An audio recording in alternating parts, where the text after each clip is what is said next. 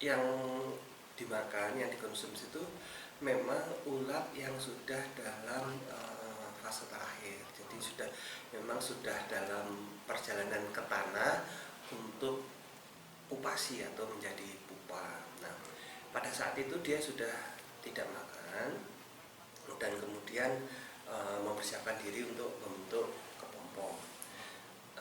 Saya rasa soal keamanan ini aman-aman saja, karena setahu saya belum ada penelitian yang menyebutkan bahwa misalnya dalam rangka menjadi pupa ini si ulat mengumpulkan racun-racun tertentu yang berasal dari makanannya.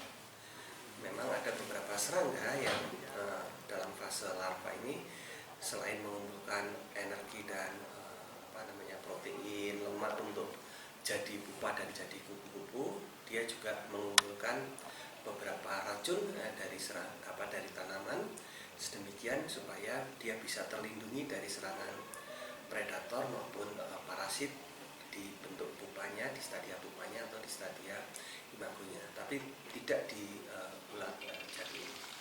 20-70%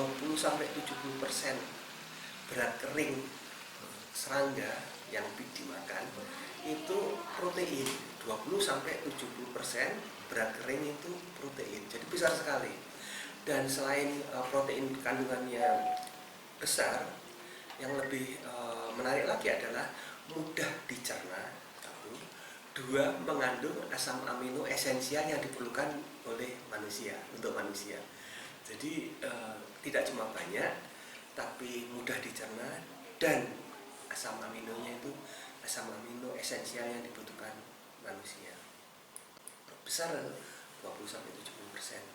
Juga ada lemaknya, misalnya bisa sampai 50% ya. Dari berat kering itu isinya lemak, jadi boleh kita ambil secara sederhana serangga ya, termasuk ulat jati, itu isinya cuma protein dan lemak. Jadi ini sebetulnya makanan yang penuh gizinya. Jadi waktu untuk menjadi pupa itu ada fase di mana dia tidak makan, tapi kandungan protein dan kandungan lemak dalam tubuhnya itu paling tinggi ya, karena airnya itu sedikit dibuang ya, terbuang ya. Jadi paling kandungan proteinnya paling tinggi ya.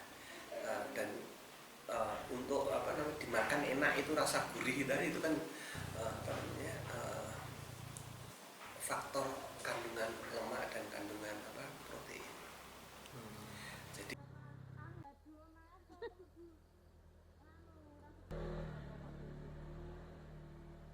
bahkan beberapa ahli mengusulkan gitu atau menyarankan bahwa sebaiknya kita itu sekarang sudah menengok ya serangga sebagai sumber protein kita, karena dengan global climate change ini ya, kita takut ya misalnya budidaya ruminansia gitu ya, sapi, kambing dan seterusnya, itu banyak sekali menghasilkan gas metan. Nah, kalau kita piara belalang atau piara ulat, katanya dampak lingkungannya itu malah lebih rendah dibandingkan piara sapi. Tadi proteinnya bagus, lipidnya juga bagus, ya, lemaknya juga bagus, dan katanya ini lebih ramah lingkungan. Jadi kebiasaan makan serangga ini, termasuk kebiasaan makan ulat jati ini harus kita kembangkan gitu ya.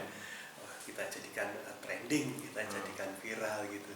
Jadi ada 24 jenis serangga, 24 lebih ya. Karena ada yang dari ukuran bukan jenis tapi famili atau genus ya. Serangga yang dimanfaatkan oleh masyarakat Gunung Kidul ya. Dan ini mereka berkata hampir di setiap waktu dalam setahun ini ada gitu. Ada musim budul, ada musim malang sangit, ada musim belalang kayu, ada musim ungkrung jati ya, ulat jati dan seterusnya ya. Jadi ini merupakan, saya duga merupakan penyusun penting dari diet mereka gitu ya, bagian penting dari konsumsi protein saudara-saudara kita di sana.